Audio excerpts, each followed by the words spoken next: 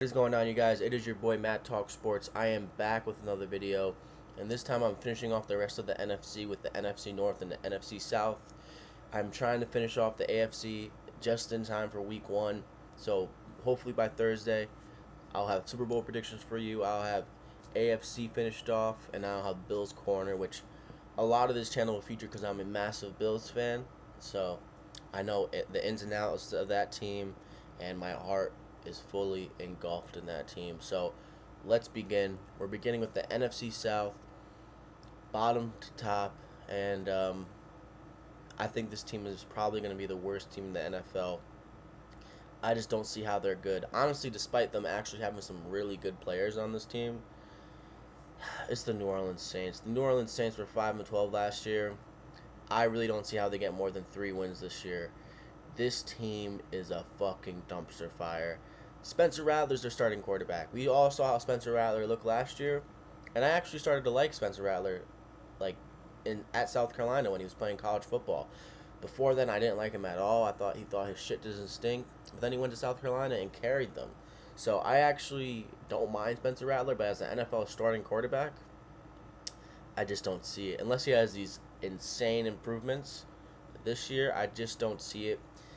The Saints actually have some really good defenders if you go down the roster. Like, they actually have some guys you like and are familiar with, like Demario Davis, Cam Jordan.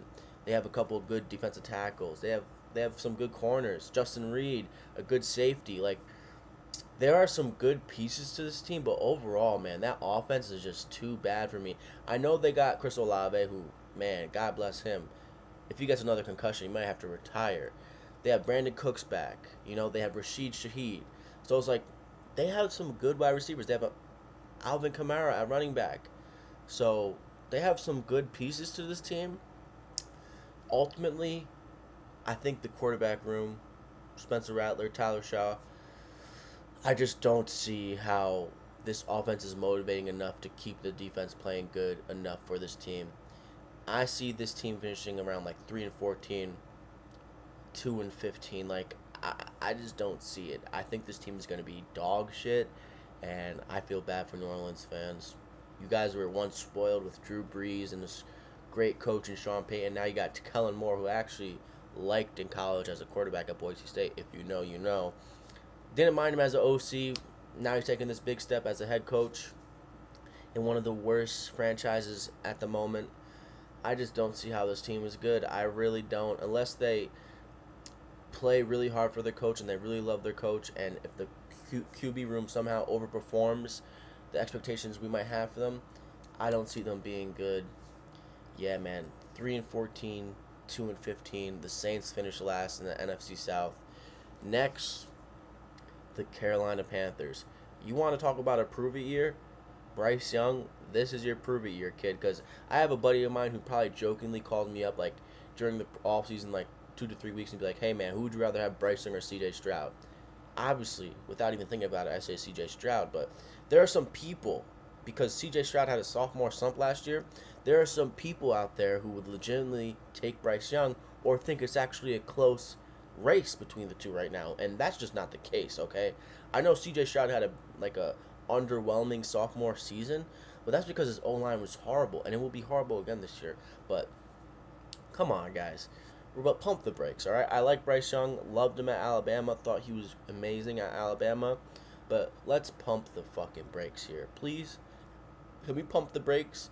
Pump the brakes here, okay? Pump it. Just pump it real slow. Pump it, pump it, pump it, okay? And everyone stop treating him like a fucking charity case. He was the number 1 overall pick in the draft. He wasn't fucking end of the first round or like a 5th rounder. Like, chill. Chill. He was a first rounder. He's good, bro. He is good. Even if he doesn't make it in the NFL, he is good. And I'm sure if he doesn't even work out with the Carolina Panthers, he'll get another chance in the NFL as a backup, or maybe even get a starting job. Maybe he'll have like a Baker resurgence. Who knows? But this team is an interesting one because, yet again, I like the pieces on this team. This team finished 5-12 last year. I love J.C. Horn. I love Derek Brown. I love Trevor Moehrig. I love Rose Boom, who was on the Rams last year. They added some pieces. They added Rico Dowdle. The the company Chuba Hubbard and this 1-2 punch that they want to form, which actually not a bad 1-2 punch in my opinion. They got Tataro McMillan, who I love, and everyone started to really not like him as the draft unfolded. People were like, "Oh man, this guy's gonna be a bust. He's gonna be a bust." I don't know. This is probably a lazy comparison, but when I was watching him in college at Arizona, because I'm a degenerate fuck and I love watching college football, he reminded me a lot of Mike Evans, and that's a huge comparison to make because Mike Evans is a Hall of Famer, and he's consistently one of the best wide receivers every year. But he reminded me of Mike Evans in some ways. So maybe he can be Mike Evans, or maybe he's just a low budget Mike Evans. Who knows? He has McMillan now, Bryce Young. So it's gonna be McMillan, Xavier Legette at the 1-2 at the wide receiver position for him. I'm curious. They just lost Adam Thielen. They lost Miles Sanders in the offseason. So this is a really interesting team, but despite them being an interesting team and having some really good pieces to it, I really don't see how this team gets more than 5 wins. I just think their schedule doesn't really favor them, and I don't really know what to think. I like David Canales. I really do. I really like Canales, but I just don't see it. Maybe they get to 6-11, but for me, I see 5-12. They have some really good offensive weapons. Like, they have a top 12 offensive line. They have Jatavian Sanders and Tommy Trouble at tight end. And then you look at some of the defensive players on their team. You're like, hey, man, they have some good defensive players. But ultimately, I think their depth is lacking on defense for them to be this elite defense. And ultimately, I'm not too sure about Bryce Young at quarterback, despite me liking how he looked to end the season last year. So, and then also, Xavier Legette and Tataro McMillan are big question marks, despite me liking McMillan. And despite me liking Legette didn't have a great rookie year last year. So it's kind of a big question mark for me. They did upgrade in some spots, but ultimately the depth at defense isn't too overwhelmingly positive for me to say this team is going to be good or make major improvements. I see this team finishing 5-12 and third in the NFC South and obviously missing the playoffs. However, I don't think it's Bryce Young's last year, because I do think as the season goes on, McMillan would turn up a little bit, and I do think, and hopefully think, that Xavier Legette has major improvements in his sophomore season. And hey, 5-12, Carolina. What can I do? I can't give you a higher record. So 5-12 for the Carolina Panthers, and I wish I can give them more wins, but I can't. Moving on, second place in the division, and honestly, one of the hardest teams to predict this year, in my opinion, the Atlanta Falcons. ATL, Louisville, bro. ATL is in the building, bro. And this team is so hard to predict for me. It is just so hard. I don't know how good this team is going to be. I don't think they're going to be bad, but I think they probably will be mid, kind of like last year. Like, there are going to be some moments where ATL is looking really good. And then there's going to be some moments like, yeah, this is typical Atlanta Falcons. Atlanta is weird to me, man, because they made some good investments on defense with the rookies they drafted. And even brought in some veterans like Leonard Floyd, who had a good year in San Francisco last year. They released him. He's an ATL Falcon now. They got James Pierce Jr. They got Xavier Watts, who's going to be the starting safety for them. They also got the Georgia Bulldog, Jalen Walker. So it's like, hey, they made some improvements on defense. I just don't know what to think of Michael Penix here, because I think their defense is actually going to be really good. They got Jesse Bates in the secondary with Xavier Watts now. They got a good cornerback situation. AJ Terrell, Mike Hughes, that their secondary is pretty solid, bro, if you ask me. Their defense is solid from the linebackers to the D-line. I'm not minding it. I'm not minding what I'm seeing on that defense. And obviously Raheem Morris, I don't know what to think of him as a head coach, but he does know how to call defenses. So it's like their defense is going to be the strongest part of this team. But also their offense. Like, they got a good O-line. They have a top 10 O-line in the NFL. They have Drake London. They have Darnell Mooney. They have Bijan Robinson and Tyler Algier. And then they got Ray McLeod and Kyle Pitts. And Kyle Pitts is also another huge question mark with this team. When is Kyle Pitts going to show us what everyone thought he was going to be in the draft process? Is this the year where he takes a fucking step and he shows us, like, hey, man, I'm a legit tight end? I hope for it, because I had some stock in Kyle Pitts, and my stock is dwindling. I might be one of the only people on earth who have Kyle Pitts stock left. So it's like, hey, Kyle Pitts show us something this year. And who knows? If Michael Penix is great, then this team is going to be better than what I'm predicting them to do. However, I just can't trust Michael Penix just yet.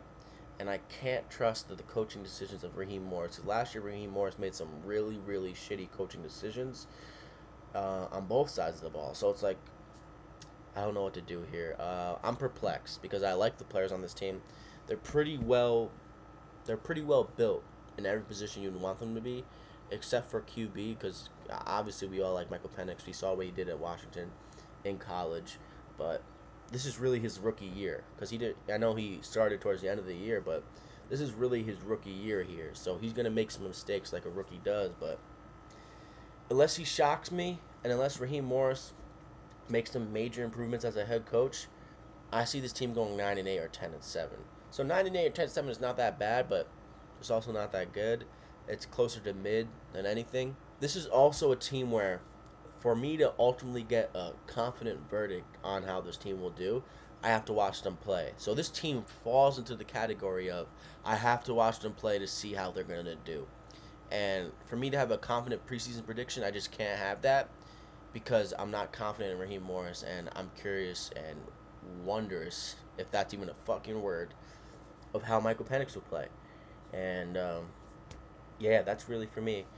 I have to watch the Atlanta Falcons play in order for me to fully understand what that team is going to be this year. So I can't fully and accurately, quote-unquote, predict how they're going to be this year.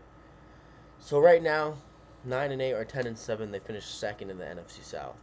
And honestly, when I watch them play, I don't have them finishing first anyway. So they're going to be second in this division no matter what, because the team in first is a team I have making the Super Bowl. No Super Bowl spoilers, because that will be the last prediction episode accompanied by the AFC East and the AFC West. So, hey man, Baker Mayfield's, Todd Boyles, Mike Evans, Tampa Bay Bucks. This team right here is making the Super Bowl, in my opinion. And now, I saw Nick Wright predict Chiefs versus Tampa Bay Bucks in the Super Bowl, so I feel a little less confident about my Tampa Bay Super Bowl pick because I thought that was going to be a unique one, and not too many people would have saw that coming. But I'm going to tell you what, I certainly do have the Chiefs in the Super Bowl facing the Bucks. I'll tell you that fucking much. I don't have the Chiefs in there. So, anyway, besides the fact, Tampa Bay Buccaneers. This team is fucking really good, and they're the only team in the NFC at the moment that I feel comfortable playing the Eagles in the playoffs. Maybe the Rams too, because the Rams played the Eagles really, really well in Philly last year in the playoffs, in the divisional. So the Bucks and the Rams are the two teams I feel most confident playing the Eagles in the playoffs, because I do think the Eagles are going to be the best team in the NFC East. Not only in the NFC East, but in the NFC this year. So you're going to have to go through Philly regardless, but we've seen Tampa Bay beat the Eagles in the playoffs before, so I trust the Bucks. And I think this year they get to the playoffs. And they get to the fucking Super Bowl, clearly. They're going to be first in this division, and they're solidified, man. They didn't lose too much on this team to make you have your head spin. They actually gained quite a bit and kept a lot from what made their team good last year. Listen, they got Emeka Egbuka, who looks fucking great in preseason and is honestly a fantasy sleeper. That offense is still great. They have a top 5 offensive line. They probably have the best offensive lineman in the league in Tristan Wirfs, who is unbelievable to watch when you watch tape. That fucking guy can go. He's great, bro. Big-ass motherfucker, bro.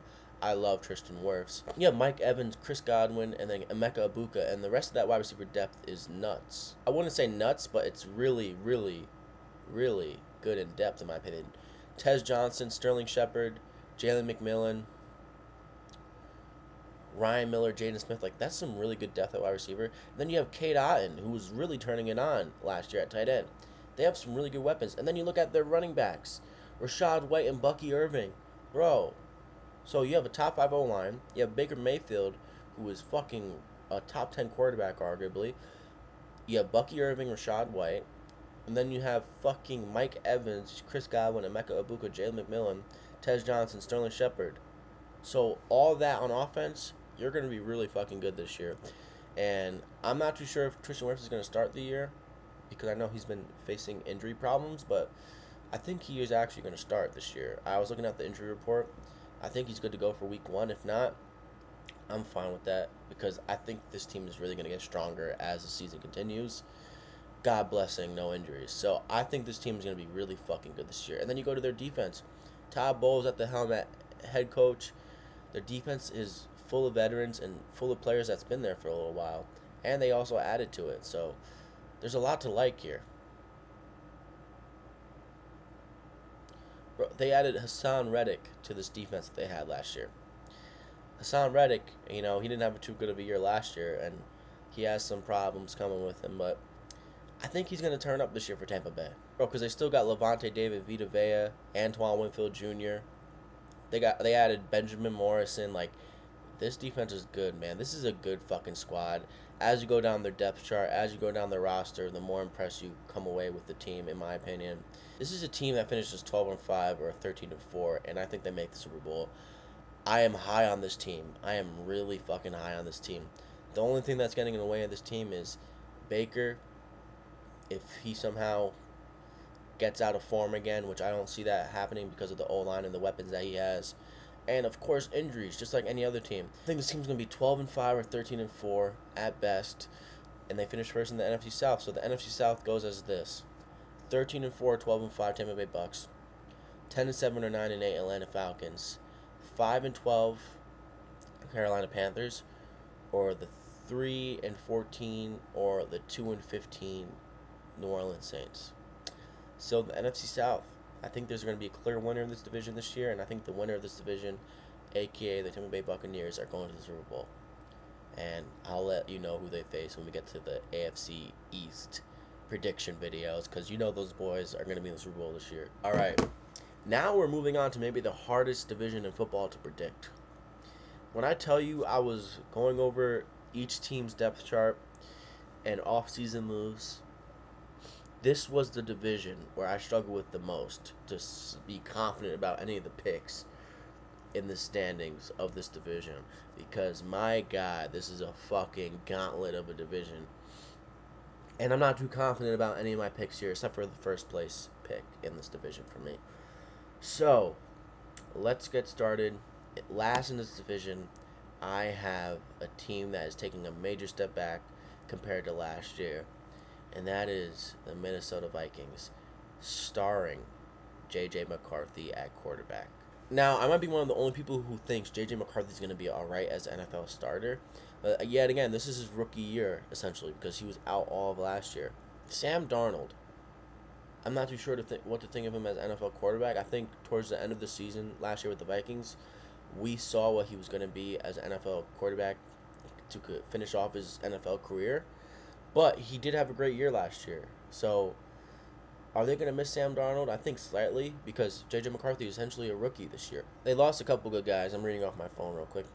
Sam Darnold, obviously, Cam Bynum, Pat Jones, Johnny Munt, Cam Akers, who isn't really a good guy, but Stephon Gilmore, Harrison Phillips, former Bill, went to the Jets, which hurts my soul. Shaquille Griffin. They added Adam Thielen, Jonathan Allen, Javon Hargrave, Isaiah Rodgers, and Jeff Okudah. And honestly, I'm going to keep it a stack slightly, maybe 0.1% of the reasons why I had the Vikings finishing last in this division this year is because I saw Carson Wentz on this team, and I consider Carson Wentz a bad omen.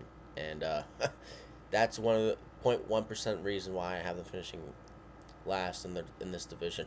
So, but bro, you go down this roster. I'm looking at my phone again. J.J. McCarthy as starting quarterback. We don't know what he's going to be.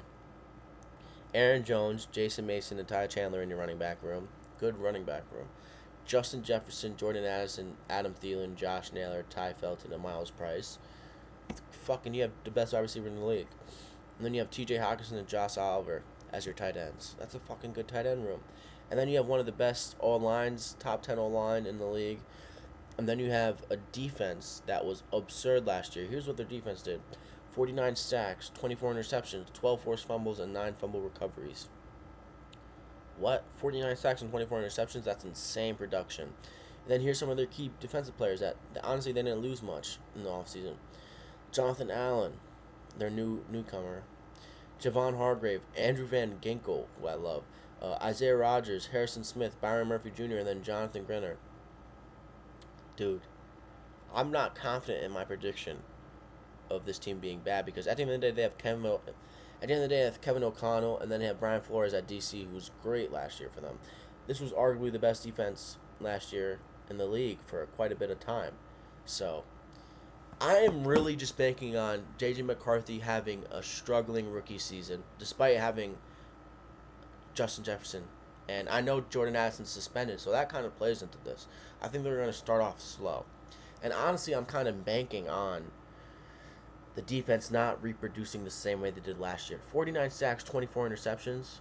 Don't see that happening again. Despite how great this defense is on paper, I am just banking on the production of the Vikings defense not being the same it was last year. So, listen, I'm not confident in this pick, but I have the Vikings finishing 8 and 9.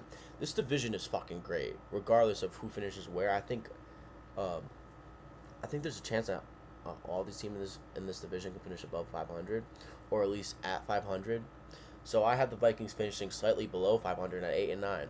So I'm banking on J.J. McCarthy having a struggling rookie year and this team starting off slow. And I'm banking on this defense not reproducing the same way they did last year. Despite them looking almost the same on paper, depth chart wise, I just don't have them reproducing the same way. So that is it for me on the Vikings. 8 and 9, Minnesota Vikings, and it's a major step back to last year because they were 13 and 4, or around there. So hey, 8 and 9, Minnesota Vikings, the last in the NFC North. Now, the Chicago Bears. Are the Bears back? Oh man, are the Bears back? Am I doing this right now? I have the Bears finishing third. They finished last year 5 and 12, and let's talk about what they got this offseason because they upgraded quite a bit. This team, number one, they got rid of their shitty head coach, and now they got Ben Johnson, who one of the best OCs in the league for a while, was at Detroit. Now he's a Chicago Bear head coach. I believe in Ben Johnson, despite me not loving his play calling to end the Lions season last year. I believe in Ben Johnson. I believe in Ben Johnson. So I have to make this team above 500 and third in the NFC North at best. Let's go over their key losses this offseason. Keenan Allen, underperforming last year for Chicago Bears. I'm looking at my phone again. Tevin Jenkins, Darrell Taylor, Khalil Herbert, DeMarcus Walker, and Jack Sanborn. Here's what they added to the team. Luther Burden Jr., Zacchaeus from Washington, who I really like, Colston Loveland, Joe Tooney, Jonah Jackson, Drew Dahlman, Grady Jarrett, and Dio. The three players I just named are offensive linemen: Joe Tooney, Jonah Jackson, and Drew Dahlman. That's what the Bears needed. They needed an O-line. Last year, they were one of the very worst O-lines in the league. Now they're a top 10, at least, offensive line in the league, just by adding those three players. So they improved quite a bit. And then they added Grady Jarrett on defense. And then they added Zacchaeus and Luther Burden on offense. And Colston Loveland. So let's go over their offense real quick. The QB room's obvious. Caleb Williams, Tyson Bagent. You know, Caleb Williams, you want to talk about a fucking big, hey, show us what you got? This is a big sophomore year for you, bud. We need to see it. Because every year in the preseason so far, you destroyed the Bills and look great. Do it in the fucking regular season. Show us what you got. Are you that talent, that generational talent that everyone, including myself, was saying you were? Let's see it. This is the year. You got Ben Johnson calling the plays, and you got major improvements on offense. So here it is. Caleb Williams, starting quarterback. DeAndre Swift, Rashawn Johnson, your two running backs, the 1-2 punch.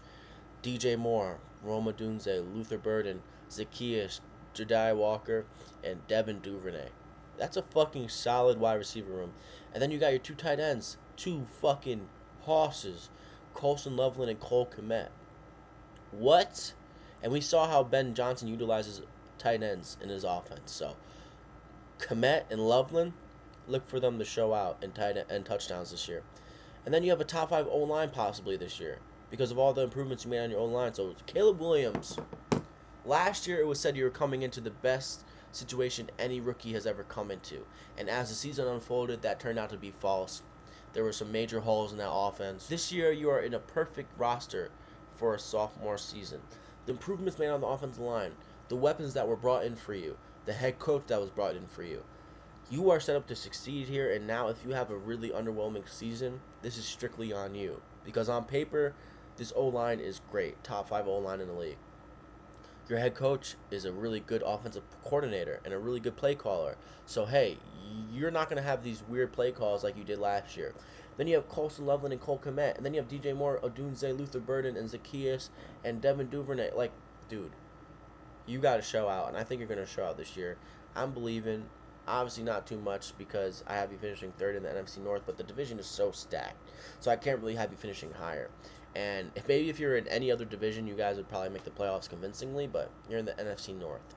So maybe you slip in, but I don't see you guys slipping in. 10-8 or 10-7, which is a mighty, mighty improvement compared to last year. With all these improvements the Bears made on offense specifically, I don't see how this team doesn't improve vastly compared to last year. And especially the defense. Defense last year was probably the most consistent group of this team. They had 40 sacks, 11 interceptions, 17 forced fumbles, and 13 fumble recoveries. Defense, the key defensive players are Montez Sweat, Grady Jarrett, Tremaine Edmonds, former Bill, TJ Edwards, Jalen Johnson, Tyreek Stevenson, Kevin Byron, and Kyler Jordan. Dude, they got a good defense. They got a much improved offense. If it wasn't for the Packers and the Lions and the Vikings, despite me having them finishing 8-9, that's a tough out regardless. I have the Bears being 9-8 or 10-7 and finishing third in the NFC North. Making the playoffs, TBD, because, hey, you got to bank on a lot of other teams not doing too great in their divisions, and you got to rely on like the Eagles and the Bucks being fucking massive demolition teams to the rest of the teams in their divisions to make the playoffs here. But I have them finishing third, 9-8 or 10-7. The Chicago Bears, major improvement despite maybe not making the playoffs. Ben Johnson, Caleb Williams. Ben Johnson, do wonders on Caleb Williams, please, because clearly he has talent to be great. Can he be great? This is a huge year for Caleb Williams. Caleb Williams, let us see something. Let us see the greatness that you were touted to have.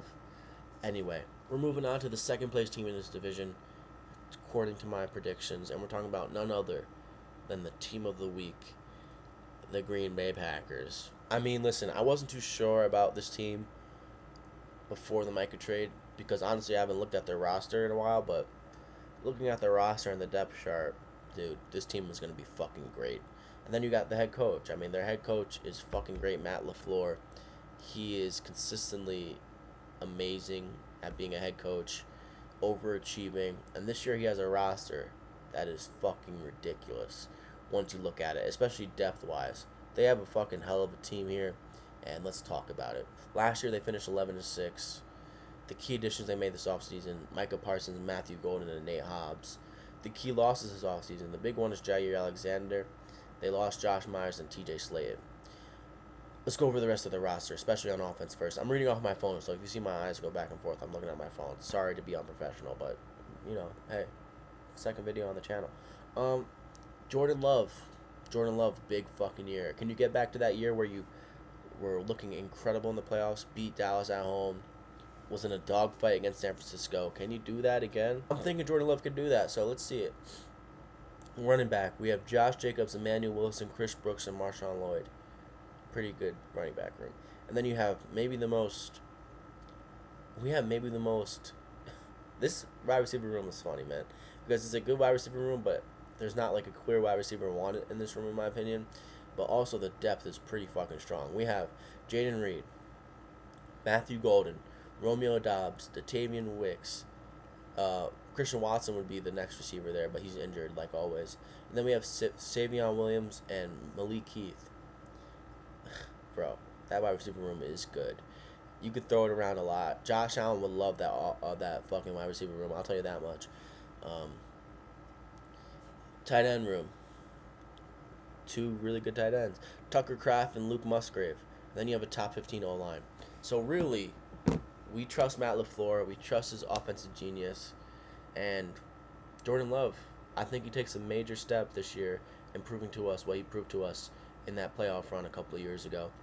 Jordan Love shows out this year, and I think this Packers team will do well. Defense for the Packers is where they're going to strive this year because, my God, look at their defensive roster. I'm looking at my phone again, so here. Last year's defense, 45 sacks, 17 picks, 16 forced fumbles, and 14 fumble recoveries. They lost Jair Alexander to the Ravens, but I think they might have made a good move to move on. Rashawn Gary, Micah Parsons, Quay Walker, Isaiah McDuffie, Xavier McKinnon, Nate Hobbs, Luke Van Ness, and Evan Williams. This team's roster and their depth just screams Super Bowl contender, especially with what we know they have at head coach Matt LaFleur. So, listen, the biggest issue with this team is their wide receiver position staying healthy, but if they can stay healthy, this team will be great. I have this team finishing around 12-5 and being real contenders for a Super Bowl. Micah Parsons, that D-line, man, oh my God. Having those two big motherfuckers coming off the end is going to be a fucking mess for any offensive line. Bro, that defense is crazy, and that offense has some really good depth. And we already know the play calling is great with that offense because we saw Malik Willis win a game or two last year for them. I'm impressed with the depth of this team. I am impressed with the head coach, obviously, and I'm impressed with the improvements they made on the roster this year, despite getting rid of Jair Alexander. I have this team finishing 12-5, second in the NFC North.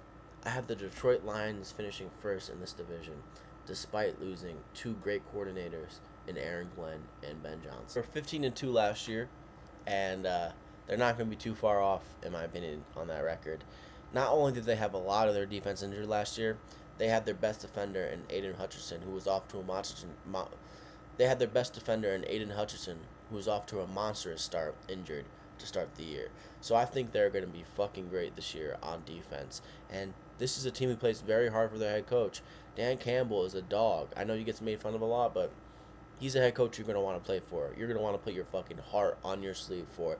And yeah, they're going to play hard for this fucking head coach. And I'm not too concerned on this team losing Ben Johnson and Aaron Glenn, despite how generational I might think Ben Johnson is. I trust Dan Campbell, and I trust the process here. Their defense might be the most impressive part of this team, but that offense, man, when you go down that offensive roster, you're like, holy shit, how can this team not be great again? All right, let's go over the key additions. They added DJ Reed, Rocky Shin, Roy Lopez, Derek Barnes, Marcus Davenport, and Avonte Maddox. They lost Frank Ragnow, Ben Johnson, Aaron Glenn, two coordinators, Carlton Davis, Kevin Zeiter, Zadarius Smith, and Tim Patrick. And listen, the biggest losses on that list for me is Ragnow, Ben Johnson, and Aaron Glenn. But Ragnow retired, so it's kind of like, hey, they didn't lose him. They just lost him because he retired. So, all right, let's go down their offensive roster. Jared Goff, Jahmyr Gibbs, David Montgomery. Then you have Amon-Ra St. Brown and Jameson Williams. And then you have Khalif Raymond, Isaac Tesla, and Dominic Lovett. And then your tight ends, two good tight ends, Sam Laporta and Brock Wright. And then they have a top 3 O-line in the league. So, all right, despite me being worried about that wide receiver depth, because I love Amon-Ra St. Brown. He is great, especially great in fantasy. But he's a great wide receiver, top 10 receiver in the league, maybe even top 5. No, I don't think top 5, actually. Top 7 maybe at most. Anyway, the depth at wide receiver is concerning. However, the run game in that offensive line is so good that the run game is going to allow that passing game to open up. So, I am not worried about this offense at all. Despite losing Ben Johnson, they still have a top 5 O-line, maybe even top 3. And they have Jared Goff, who's performing well for them. Jahmyr Gibbs, second best running back in the league, in my opinion. And they have David Montgomery, who's the ultimate second punch. He's the best right hand in the league, in my opinion. Amon-Ra St. Brown and Jameson Williams, two really explosive wide receivers. Jameson Williams, I'm not too certain on what he will be in the NFL, but he's a good wide receiver too. So that offense is stacked. Top 3 O-line. Second best running back in the league. Great. I think the great play calling will still be there despite Ben Johnson not being there anymore.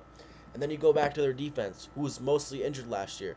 They had a great record. They only lost 2 games last year, with their whole defense being fucking on IR pretty much. Last year's defense, despite having everyone injured on it by halfway point of the season, here's what their defense did. I'm looking at my phone again. 37 sacks, 16 interceptions, 13 forced fumbles, and 8 fumble recoveries. The key defensive players that are healthy now. Aiden Hutchinson, who looked fucking incredible until he got hurt last year. DJ Reader, Anzalone, Jack Campbell, Terrion Arnold, Brian Branch, Kirby Joseph, DJ Reed, and Amik Robinson. Bro, this defense might be one of the best defenses in the league. That secondary, Kirby Joseph, Brian Branch, Terrion Arnold, bro, stop playing with me. And then you got the boys, Anceloni, Jack Campbell, bro. And then you got Hutch off the end. Like, this is a serious defense, and I think people are sleeping on how great this defense is. And I think people are remembering the Lions had a horrible defense last year, but that's because their defense was so brutally injured. Now they have a fucking great defense back again because everyone is healthy and ready to go.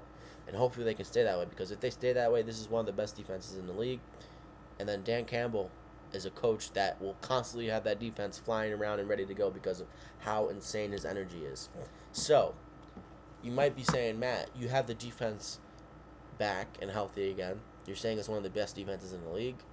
And then you think the offense has one of the best O-lines in the league, followed by the second best running back. Amon-Ra St. Brown, top 10 wide receiver. Jared Goff. What is their record? They were 15-2 last year with an unhealthy defense. What do you have them this year? I have them having 2 more losses than they did last year. I have them finishing 13-4 and being real contenders again. Listen, the only reason I gave them 2 extra losses this year is because, one, that division is hard as shit this year. Packers are great. The Vikings are going to be under 500, but that defense is great. And then the Bears are going to be slightly above 500, but they got a good roster as well. So, and then also I'm taking into account a little bit of Ben Johnson and Aaron Glenn not being there anymore. They're OC and DC from last year, but they have a top 3 O-line. They have all the players that I listed right before the statement. This team is going to be a real contender again. They have a good chance to make the NFC Championship at least. This is a fucking good squad, and I have them finishing first in this division pretty clearly. So here is my overall standings in the NFC North. 13-4 Lions, 12-5 Packers, 10-7 or 9-8 Bears, and then you have the 8-9 Vikings. And the least confident I'm in this division is the bottom 2 teams in the Bears and the Vikings, because they have some good rosters. The Bears made some major improvements, but there are some question marks still, especially on the Vikings, in my opinion. So that is the NFC North, and that wraps up the NFC. I have the Lions being 13-4, and I have them being a real contender again, following up last year, especially with this defense being healthy again. It is your boy Matt Talk Sports. The next video we will talk and start off with the AFC. We're saving the best 2 teams for last in the AFC, which is the AFC West and the AFC East. But the next video will be AFC North and the AFC South. And listen, it's your boy Matt Talk Sports. Let me know how you feel about my predictions in the comments. It's your boy Matt Talk Sports. I'll see you next time.